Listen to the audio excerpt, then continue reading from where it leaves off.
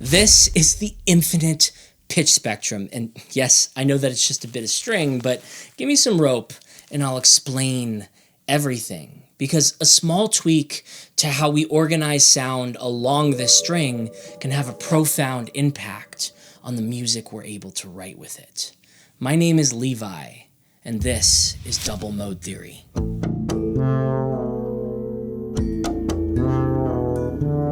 In theory, there are an infinite amount of pitches to be found along the length of a string. We can populate infinity with node points, notes that, when strung together, make up a scale. One of the foundational principles of Western music theory is that the scales we use model a closed circular system, meaning that if you start on C, you also end on C. This means that there's an octave equivalency between all notes and their respective equivalents, either double or half of their given frequencies. This scale is also a mode. There are 7 modes. For the purposes of this video, you can think of modes as starting points. What note do I want to start and end on? Let's start on C again, or mode 1. If we go all the way around, this is called the Ionian mode. However, if we rotate our circle and start from F instead, then we're on mode 4, or F Lydian.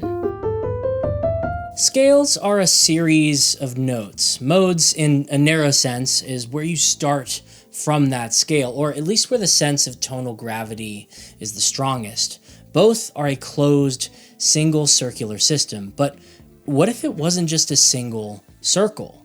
What if we got a little topological with it and introduced a little loop? Well, now we have 2 octaves, except one of those octaves is short by just a little bit. Let's say by some microtonal interval that's smaller than the closest 2 notes on your piano. Instead of a 2-to-1 perfect octave, we close our circle just flat by this incredibly small interval. What we'll observe is the second octave run of our scale or mode is now displaced in pitch space on this alternate loop. This creates this lemniscate-esque situation where we have a prime octave and a secondary octave, which is half flat. Our theoretical 2-octave equivalence is shattered. This is double mode theory in a nutshell. Now, let me show you some of my efforts to formalize this deceptively simple concept, apply it to 31-tone equal temperament, and show you how to actually make compelling music with it. I've spoken about double modes once before on this channel. That was much more of a primer to some of these ideas that we're discussing here today. So if you feel out of depth at any point during this video, you might want to go back and check out that one. It's called Discovering a New Mode Through This Microtonal Defect, and it'll be in the description down below. Let's begin by constructing a diatonic subset of the major scale through 31 EDO. I'll make it simple and stick to C major, or C Ionian. That's C, D, E, F, G, A, B, C. Or in EDO step notation, 0, 5, 10, 13, 18, 23, and 28. Notice that this, like our rope demonstration, is a single closed loop. Let's expand it into a double mode by closing the octave 1/5 tone or 1 diesis short. This is the smallest possible step in 31 equal. The diesis is about 38 cents large and is much smaller than our 12 bass semitone at 100 cents.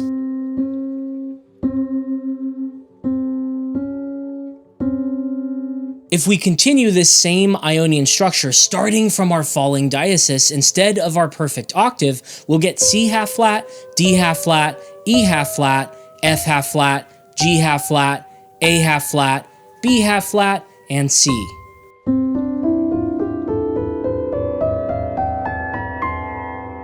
You'll note that we close our octave 2 run at the prime octave, C, instead of C half flat or C sesquiflat. That's because this is double mode theory. If we continued with this little diesis trick into our 3rd octave, it would become, well, that's for another video. For now, let's take a listen to some use cases for this idea in double Phrygian, double Dorian, and double Lydian, respectively.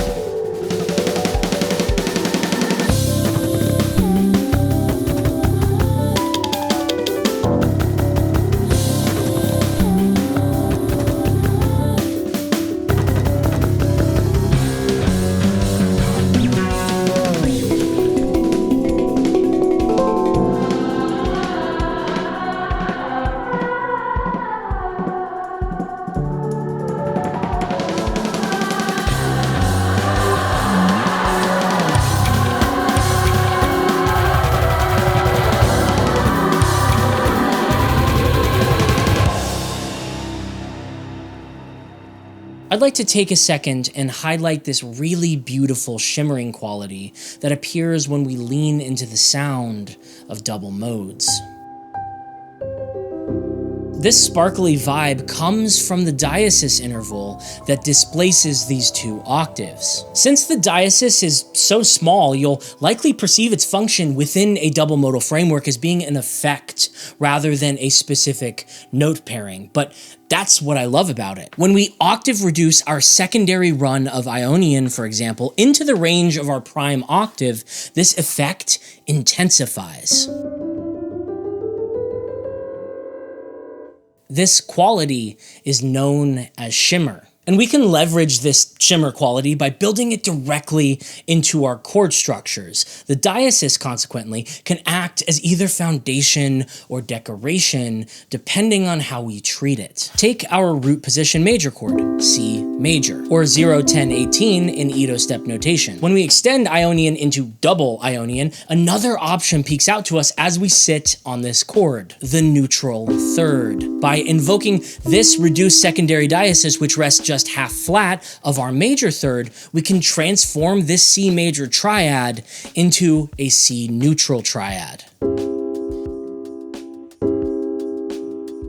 Transforming our triad like this is a prime example of a more structural or foundational usage of the falling diesis, but a more decorative approach might be to use both the major third and neutral third at the same time.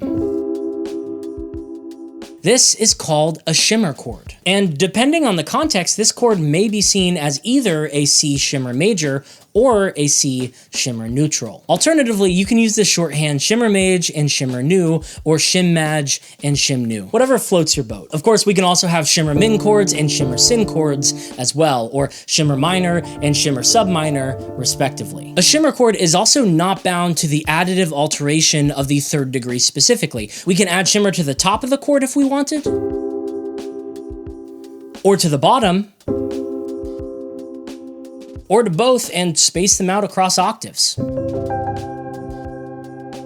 They're all varying types of shimmer chord. Although these chords appear all throughout the double modal framework, they aren't necessarily exclusive to it. If you find yourself working in the context of 12 equal, which I'm pretty sure is going to be the norm for like every single person watching this video, then just know there's nothing wrong with peppering in a little bit of shimmer into your chords here or there if that's the vibe you want to go for.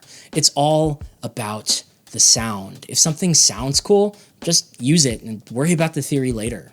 Or not. Speaking of cool sounds, you know how in any given mode you get like 7 basic chords to work with? Yeah, well, in double modes, you get 28. The 28 bass chords of double Ionian. Earlier, I demonstrated that a C major chord in double Ionian sort of produces its own secondary C neutral chord as well. I find this absolutely fascinating. It's one of the coolest parts about this double mode theory. So let's generalize this concept and see if we can learn a little bit more. Question: is it true that a double mode will always generate 2 distinct qualities for each letter named chord? And more specifically, if the bass chord is major, does this system always generate a neutral chord pairing with it? Only one way to find out, so let's go through the chords. Take F major, F, A, C, or 13, 23, 0 in this context. Let's replace our third with a third from our half flat octave, and sure enough, we get F, A half flat, and C, or 13, 22, 0, otherwise known as the F neutral triad. Okay. What about G major? G, B, D, or 18, 28, 5. Replace our B with B half flat, and again, we incidentally generate a G neutral chord. So far, this seems to be true. Double modes will always produce 2 distinct qualities for each letter named chord, but are they always neutral? Let's try with a minor chord. Take D minor, D, F, A, or 5, 13, 23. When we replace F with F half flat, we get, is that a subminor chord?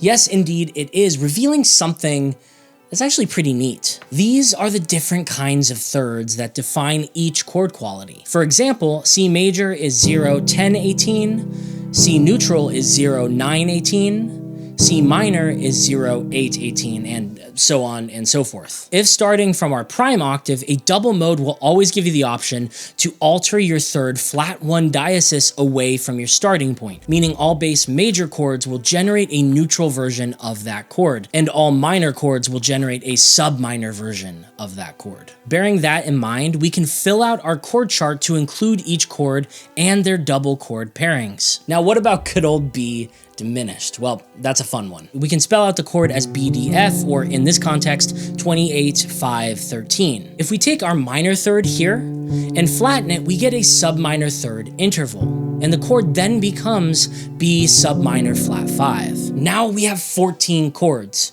But wait, where's the other 14? Well, we may have built all of our chords with a presumption that's a little too narrow, and that is, we don't have to build all of these chords from our prime octave. That's right, baby. Bring in them sweet half flats. If we start on C half flat instead of C, it becomes immediately apparent that we have a half flat version of all of our bass chords. So C half flat major, D half flat minor, E half flat minor, F half flat major, G half flat major, A half flat minor, and B half flat diminished. And since our prime octave is now sharp of all of these chords, the structure actually becomes mirrored. Instead of producing half flat alterations to all of the thirds and all of our chords, our prime octave third alteration generates chords whose thirds are shifted by a half sharp instead. So C half flat major generates C half flat super major. A half flat minor generates A half flat neutral.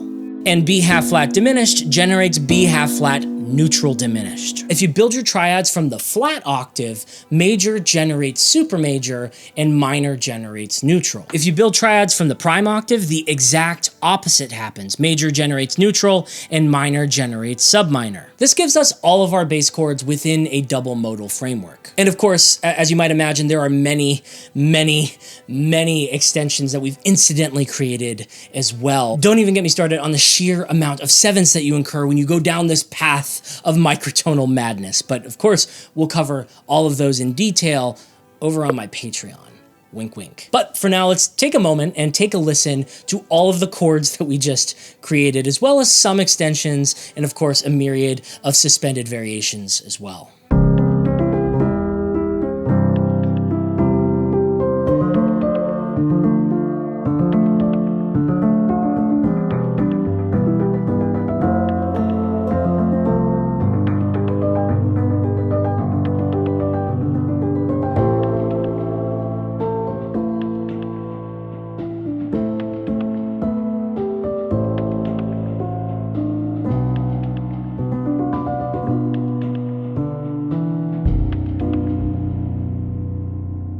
We've just barely scratched the surface on the depth and complexity of double modes. And most of my demonstrations in this video have been in C double Ionian, but that's really just because it's easier to communicate large music theory ideas in C major opposed to anything else. You can take these ideas and apply them to any mode you want in a very seamless way.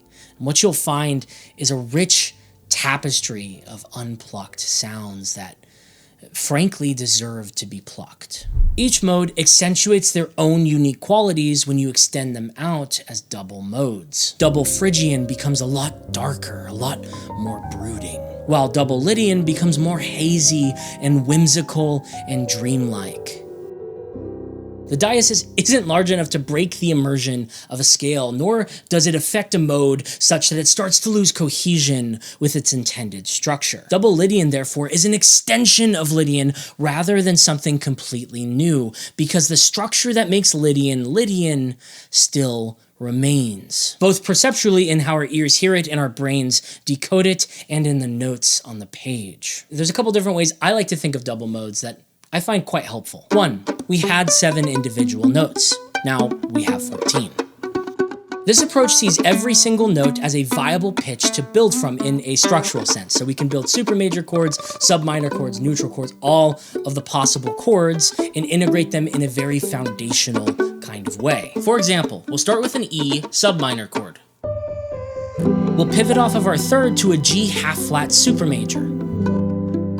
and make this be the shared basis of what will be the 7th of our next chord, C major 7. That sounds pretty interesting, and it's the sort of structural use case that I'm talking about. 2.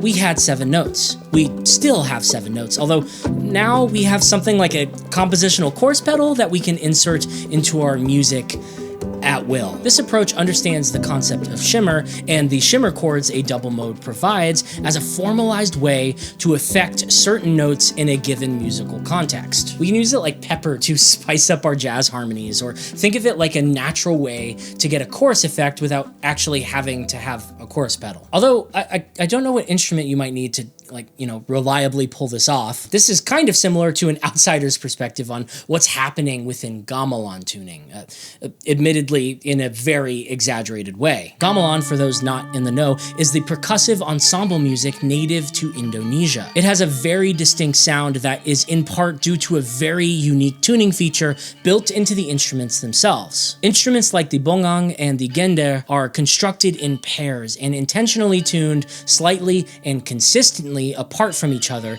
to introduce this unmistakable beating effect. This is what gamelan theorists might call ombak. Ombak speaks to the cyclical nature of the breath that is integral to an Indonesian understanding of music. The higher tuned instrument is thought of as an in-breath, while the lower tuned instrument is thought of as an out-breath. Only together do they combine and complete a cycle. The interference beats are meant to be thought of as a symbol of the beating heart, the unification of the masculine and feminine, one's way of feeling the presence of God in the room with them. Now, I don't know about that, but I know the sound is beautiful. And when I look at something like double Lydian, I can see prime octave as being something like an inhale. And I can see flat octave as being something like an exhale that together breathe life into music in a really unique and beautiful way. The beating phenomenon is perceived when two different notes come very, very close to a unifying pitch. What you're actually hearing is the difference in hertz between the two pitches. Take A440 and play it against A442.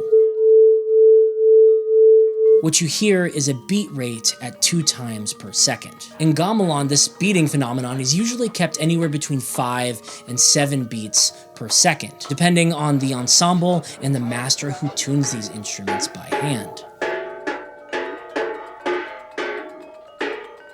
The diesis is markedly further apart from that, making the effect in double Aeolian, for example, far more dramatic.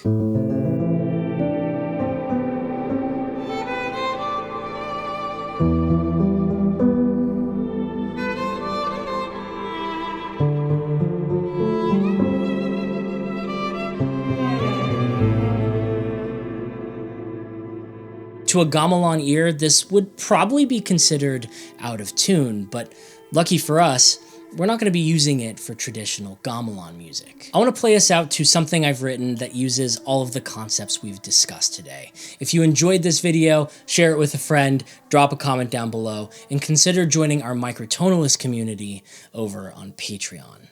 More on that after the song.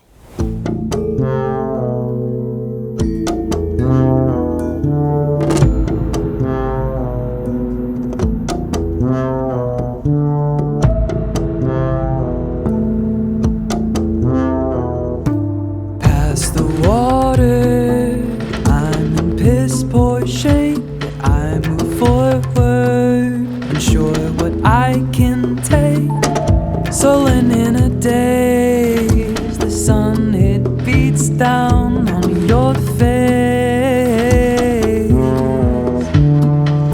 Marooned far away, floating in near space. The desert winds will tear you to shreds, leaves you to the waste. Tired of trying, I'm sick of sickly ways. Take it or be taken, it's strictly up to nature. What I can, I must sustain. I see the withered willow while I fall apart in place. All I have is only me to blame. Where has the time gone? I've walked a million miles, never to find out.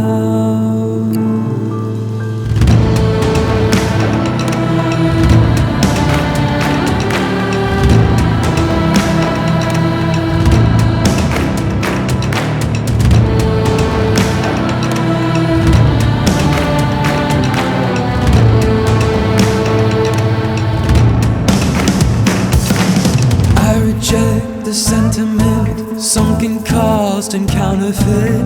I reject the sentiment, sunken cost and counterfeit. I reject the sentiment, sunken cost and counterfeit. I reject the sentiment, sunken cost and counterfeit.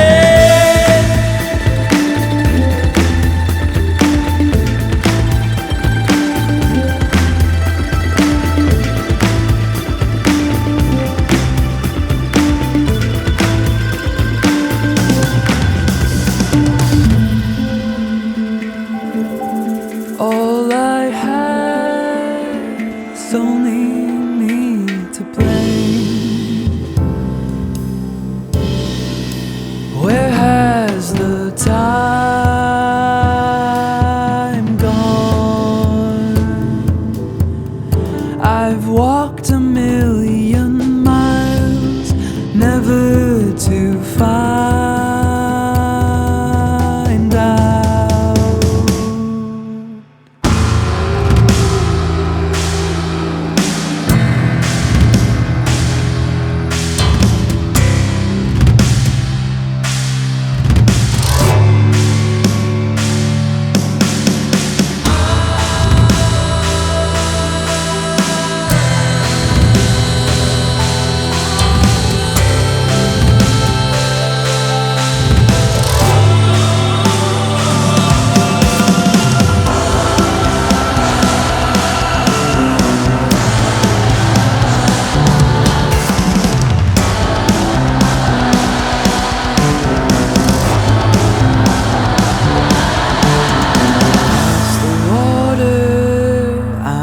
Piss poor shape, yet I move forward, unsure what I can take.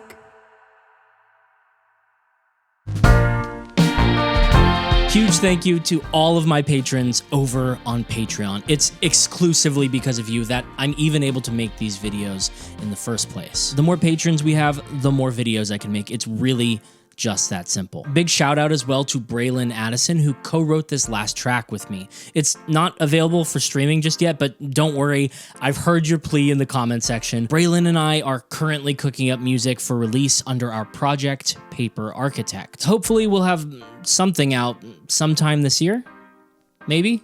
Anyway, watch out for that. In the meantime, if you're interested in learning the way of the microtone, come study with me. The Microtonalist here on my Patreon has all of the resources you'll ever need to make music in 31, including drag and drop tuning files, access to the Microtonalist manual, a comprehensive resource library for 31 EDO, and my lecture series, Microtonality for the Modern Musician. Patreon is how I keep this channel running. It's how I'm able to develop these crazy music theory ideas, and it's how you can show support for this deeply weird but deeply beautiful community of microtonal music theory nerds. We await you with open arms and a whole lot of notes.